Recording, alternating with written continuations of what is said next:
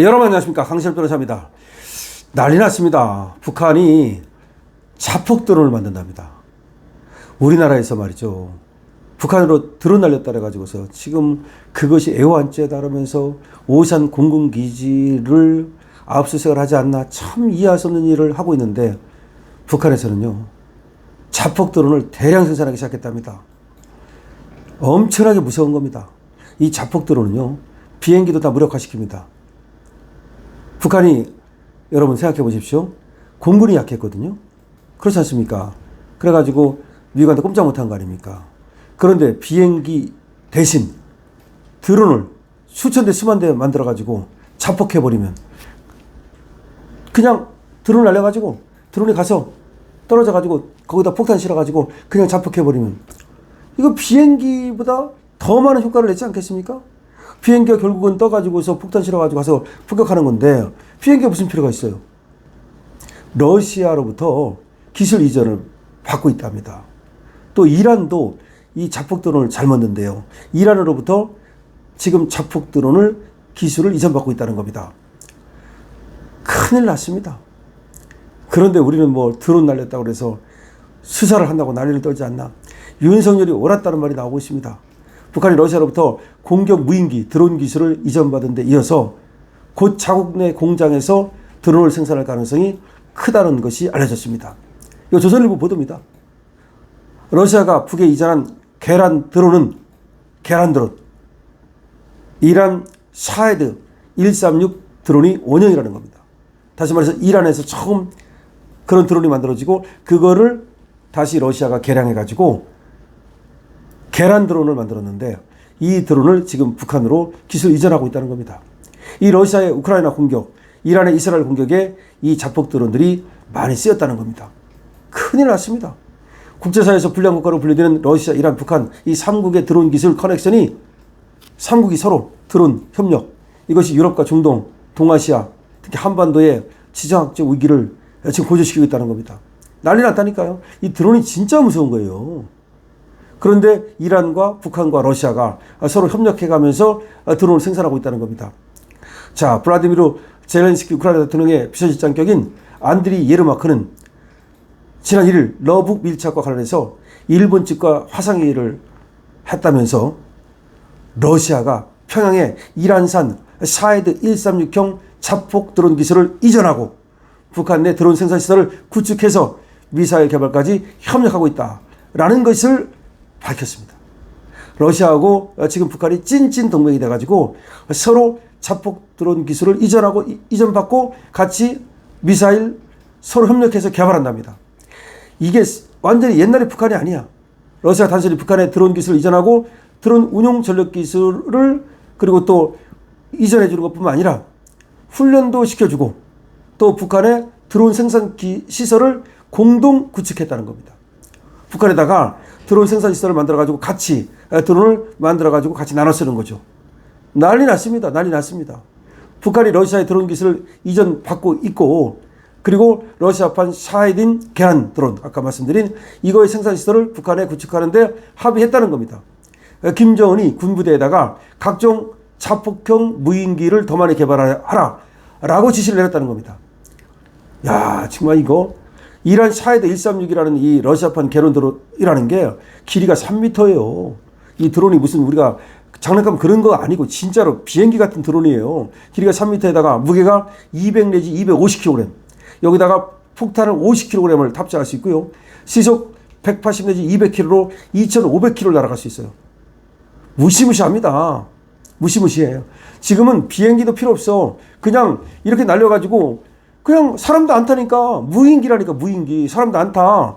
그냥 북한에서 날려가지고 뭐 부산에 때리고 싶으면 부산에 때리고, 포항에 때리고 싶으면 포항에 때리고.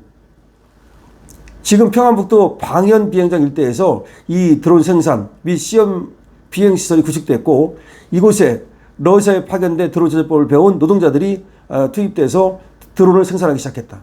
북한의 노동자들을 러시아에 파견해가지고 드론 생산 기술을 배워왔답니다.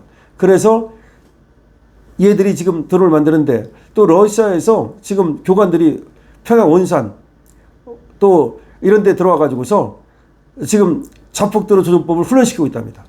조정을 해야 될 거 아닙니까? 그 조정법을 훈련시키고 있답니다. 러시아는 이 과정에서 말이죠. 우크라이나하고 전쟁을 또 해봤잖아. 직접. 그래서 우크라이나하고 전쟁하면서 얻은 그 전술과 노하우를 전하고 있답니다. 그러니까 직접 해보면 또 틀리잖아요. 그래서 드론의 생산, 실전 활용법, 이런 것까지 알려주고, 드론을 만드는 법까지 알려주고, 난리 났습니다. 정말 저는 이거 어마어마한 얘기라고 생각합니다. 금방 말씀드렸듯이 이 드론이 3m 200 내지 250kg, 그러다 폭탄을 50kg 탄두를 싣고 180 내지 200km 속도로 달려가지고 2500km 날아갈 수 있다. 이거 무시합니다. 로켓 엔진이라는 거야, 이게. 프로펠러가 아니야. 로켓 엔진이야. 마치 미사일 쏜 것처럼 날아가는 겁니다. 북한의 어디에서 발사를 하든 한반도 전역 카바, 일본 전역 카바, 2500km니까 심지어 미군 기지 오키나와까지 날아갈 수 있다는 겁니다. 이 샤헤드라는 이 드론은요, 소음이 크고 속도가 느려 탐지와 요격이 어렵지는 않답니다. 하지만 이게 엄청나게 대량 생산할 수 있대요. 값이 싸답니다. 그러니까 벌떼 공격, 떨어지거나 말거나 우리가 요격은 할 수 있지만 떨어지거나 말거나 그냥 싸니까 마구 만들어서 마구 날린다는 겁니다.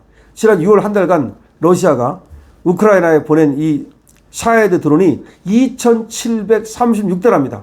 어마어마하죠. 비행기는 2736대면 비행기를 2736대를 만들 수 있습니까? 드론은 그냥 싸대요. 그냥 만들어가지고 막 그냥 한 달 동안 러시아가 우크라이나에 2736대를 날렸다는 거야. 야, 이거 정말. 이게 드론 한 대가 이게 2만 달러밖에 안 되는데 이거 하나 떨어뜨리려고 수백만 달러에 달하는 지대공 미사일을 쏴야 된다는 거야. 왜? 거기 폭탄이 들었으니까 이게 와서 떨어지면 난리 나니까 이걸 쏴가지고 떨어뜨려야 되잖아? 근데 그건 2만 달러밖에 안 하는데 이 지대공 미사일은 이건 수백만 달러라는 거야. 이거 뭐야? 그러면 수지 타산이 안 맞잖아. 그러니까 드론이 채운 거지. 군사 안보 전문가들은 큰 우려를 드러내고 있습니다. 나토 관계자도 우크라이나 전쟁과 이스라엘 전쟁 여기서 볼 때 이 드론 때문에 수많은 민간인의 생명이 희생됐다는 겁니다. 정말 내가 생각해도요, 이거는 심각한 거예요. 또 드론은 그렇다고 핵폭탄처럼 초타시키는 게 아니니까 그냥 예를 들어서 많이 벌떼처럼 해가지고 여기저기 막 그냥 그러면 재수없는 사람은 그냥 맞으면 죽는 거야. 네가 죽을지 내가 죽을지. 만약에 드론 전쟁이 벌어지면 이거는 일부러 예를 들어서 한번 생각해 봅시다. 드론을 날리면서 저 부산에다가 100개만 떨어뜨려. 그럼 100개의 드론이 날아갔어. 그러면 여기 날아가지고 떨어지면 거기에 있던 사람들은 피해 입고 죽는 거 아니야. 복불복이야 뭐야 이거. 복불복이야 뭐야 이거. 난리 났습니다. 윤석열 대통령이 옳았습니다. 그러니까 드론을 우리도 날리고 드론을 생산하고 드론 기술을 키우고 해야 되는 겁니다. 지금 북한하고 러시아하고 이란하고 서로 힘을 합쳐가지고 드론을 갖다가 같이 생산하고 같이 또 운영 기술을 전수해주고 이 적성국가, 그야말로 불리한 국가들끼리 왜 이게 문제가 되느냐 한번 생각해 보십시오. 북한은 공군력이 없었다 그랬잖아요. 공군력이 없어요. 비행기도 별로 낡은 거 몇 대, 그러니까 미국한테 상대가 안 되기 때문에 사실은 지금까지 까불지 못한 거야. 그런데 생각을 해보니까 이제 드론이 있으니까 2만 대, 3만 대만 만들어. 그래가지고 막 그냥 2만 달러밖에 안 되니까. 그러면 비행기 없으면 어때? 오히려 더 이건 무인기인데. 무인기. 사람이 안 타도 된다고. 비행기는 사람이 타야 되잖아. 그래가지고 막말로 떨어뜨려가지고 손해보면 거기 뭐가 있어. 사람도 안 죽고. 거기서 그 드론으로 인해서 성공하면 좋은 거고 안 하면 마른 거고. 그냥 만 대 만들어가지고 그냥 뿌려버려. 그랬을 때 그걸 어떻게 요격을 하냐고. 그럼 패트리어트 미사일이 무슨 필요가 있어. 그건 쟤들이 미사일 쐈을 때 얘기인데 미사일은 수백만 달러니까 우리도 그 수백만 달러로 쏜다고 쳐. 그만 말한 것처럼 드론기는 2만 달러에 불과하대. 지금 얘들이 말하는 드론이. 그러면 그거 하나 떨어뜨리려고 우리가 패트리어트 미사일을 쏠 수도 없고 그럼 날아와서 꽂히는 걸 어떻게 막을 거야?